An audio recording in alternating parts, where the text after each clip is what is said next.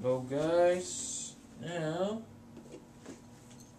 this video here today I have this is going to be some more FLR techniques. Okay, I made some similar videos like this before, but I want to make it again, just give you guys some more details and stuff, show you guys what I do for like practicing vocabulary and stuff like that.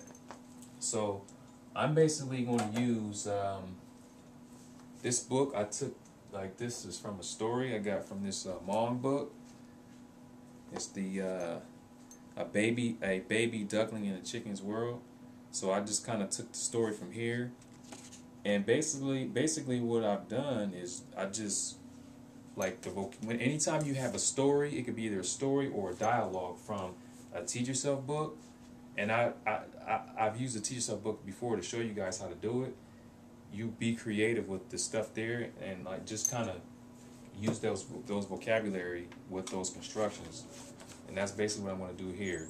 So we have a lot of vocabulary here and some construction. So what we want to do is try.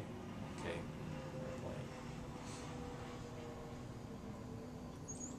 I love living by the airport. Okay, so what we want to do, we want to practice these constructions and these vocabulary. So this is what I do. Like, whenever I read a story or a dialogue, I use FLR techniques with that. And I'm going to show you guys here. So let's start off with this here. Oh, I'm going to have to use this. So I wrote that. It's not the whole story, it's just half of it. Okay, so I just wrote half. I wrote it here on this small board, and I hope you guys can see that. And basically, what I've done, I've underlined or circled the words from that story in red, and the blue ones those are just keywords and stuff. So yeah. So this is the original story, and this is the I created from using those vocabulary and other keywords and stuff. So let me read it first. So it says, the little duckling was very sad. When the mother hen saw that the duckling was all alone, she was also sad.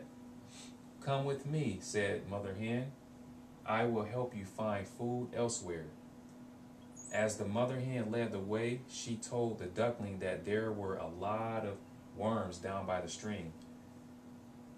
When the chicks heard this, they all rushed to the stream. When the chicks, oh, I wrote that twice. Okay, don't mind that. So when the chicks heard this, they all rushed to the stream. And like I said, this is the whole story. This is just like half of it. But I'll just show you guys how you use these new vocabularies and stuff using this FLR. So that's the story there. So first of all, we had this part. The little duckling was very sad. Let's start with the little duckling was very sad. So whenever I read a story, something like that, and if I'm not so familiar with the vocabulary, I want to try to get some practice with it, I will basically like this. So I'll say, okay, let's try to use very sad somewhere. All right, and I want to try to use maybe little duckling or something like that. So this is what I've done. Okay, so when I was fishing, I noticed there was a little boy who wanted to fish, but his parents wouldn't let him. Okay, so I took this when here. I said, okay, I want to use when, so I use this when here, and I use, instead of little duckling, I use little boy.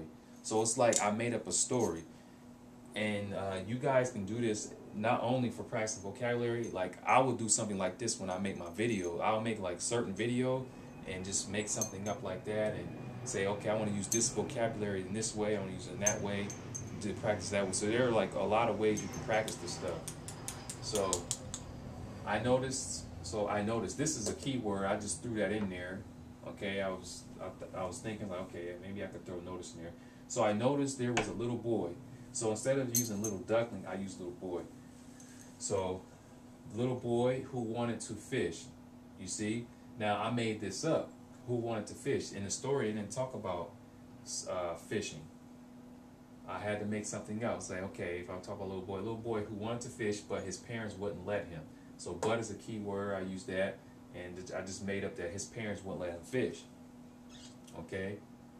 And as a result, we have here, like, sad. Okay, we have very sad. So, the little boy seemed sad, and he seemed sad, and to see him playing all alone, I also myself became quite sad. So the little boy, which we used before, and seemed is a key word. I just decided to use that seemed alone. Okay, it was a key word. And sad, I wanted to use sad because that was relevant to the story. So sad, he seemed sad, and this is another key word. I didn't underline the blue. He seemed sad, and to see him playing all alone. So remember, here it said the mother hen saw that the duckling was all alone. So I wanted to try to make something up to use alone. So I said, okay, the little boy, he seemed sad, and to see him playing all alone, he was playing by himself, I also myself became quite sad. And this part, I also myself became quite sad is from like here, like she was also. So the mother hen saw that the duckling was all alone. She was also sad. So she became sad she became sad because she saw this duckling all alone. Okay, that's what happened. She saw the duckling all alone, therefore she became sad. So I say, okay, how can I make something up like that? So seemed sad, and to see him playing all alone, I also became sad because I had to become sad. I wanted to make it similar to this. I got sad for something. So for seeing the boy all alone playing, his parents, they were fishing and all that. He wanted to fish, but his parents wouldn't let him. So I kind of felt bad for him, and I started getting sad. Okay. So quite sad. So quite is a key word, and sad again is from also sad. We went also to sad because also sad was in the story. All right. Okay. So due to this is a key word, a key phrase. Due to this, I told the little boy to come and fish with us, and that I would help him catch the fish like us. Now, what do we have here? We had come. Oh, okay. So come with me, said the mother hen. I will help you find food elsewhere. So that's what I've done. So due to this, I added that so it makes sense. I told the little boy, instead of saying that blah blah blah blah, I said I didn't want to do something like that. So I just decided to do. I told the little boy to come and fish with us. Come and fish with us, because here, come with me. I wanted to try to use that somewhere. So I told the little boy to come and fish with us, and keyword that I would help him catch the fish like us. And as you see here, they use, let me see, also said, come with me, said, I will help you find food elsewhere. But I use come and fish with us, and that I would help him catch the fish. I would help him catch the fish. I wanted to try to use it similar to that. Okay?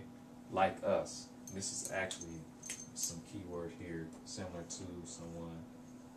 Okay? So, what else we have? So as the boy approached us for fishing, I told him that we're going to need a lot of worms because the fish are biting well today. So what do we have here? We had,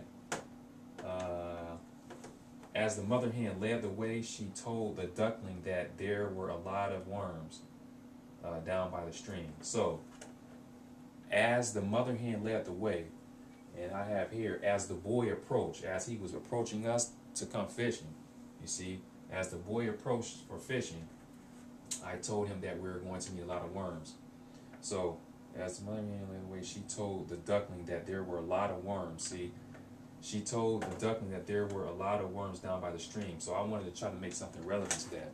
So, as the boy approached us for fishing, I told him that we're going to need a lot of worms because the fish are biting well today. So I had to make something up like, okay, if I need to I want to practice worms. This is new vocabulary where I want to practice that. So I said, okay, what can I, if I use worms, what am I going to say? So I said, yeah. So I said, I told him that we're going to need a lot of worms because the fish are biting well today. So the fish, you know, if they're not biting well, we won't need that many worms. But if they're biting well, we're going to run out of worms really quick. So we will have to get a lot of worms, right? So therefore, let me see, fish are biting well today. Therefore, before we begin, we all need to go find some worms down by the stream. And see, down by the stream was here as well. You see, down by the stream. So I had to throw that in there somewhere. So I told him that we're going to need a lot of worms because the fish are biting well today. That's my reason. Therefore, this is a key word too. Therefore, before is another key word. Before we begin, these are all keywords actually. Therefore, before we begin, we all need to go find some worms down by the stream, and that's where the stream came in. You see that? When the boy heard this, he asked, because they had here in the story, it said, let's see, the stream. When the chicks heard this, so when the chicks heard this, they all rushed to the stream. Okay? When the boy heard this, he asked, how do you know there are a lot of worms? How do you know there are a lot of worms there? I told him that before wait, what was that? Oh, okay, I forgot. Before we started fishing, there were a few people who told us that there are all kinds of worms by the stream. I use stream again. Therefore, we rushed down to get some. So I use rush down because they say here, when the chicks heard this, they all rushed to the stream. Okay, so I made it relevant. All right, so a few people who told us that there are all kinds of worms by the stream. Therefore, we rushed down to get some. I told them that this was ideal because we wouldn't have to spend money for bait. I just expanded it. You guys know I like to expand things. So that's what you guys can do. And like I said, this is like a story. Like if you want to practice vocabulary, you know, if you want to make some video and you don't know what topics, because a lot of people have a hard time. They have a hard time coming up with a topic. So, you know, I'm like, yeah, it's easy to come up with topics if you know what you're doing. Normally, like when I make my topics, my videos, I can like take some stuff from like a story, like some vocabulary, try to practice those vocabulary orally, say, okay, I need to practice this, so I need to put it in this context, I need to put it in that context, or whatever. I would do something like that. So those of you who are having hard time trying to come up with topics in foreign languages, as far as practicing your speaking, then you can do something like this. You know, you can just try to, you know, think of a scenario or whatever, and, you know, make your video and practice that. And it's very good for practicing new vocabulary. Very, very good. That's a good way of practicing vocabulary, putting them in context and stuff. So, yeah, I just wanted to show you guys that. And, yeah, it's not, you know, not rocket science. It's just some creativity. I like to be creative with stuff. I don't like to really go and work from these exercises in the book, which I'm not saying they're bad. They're good.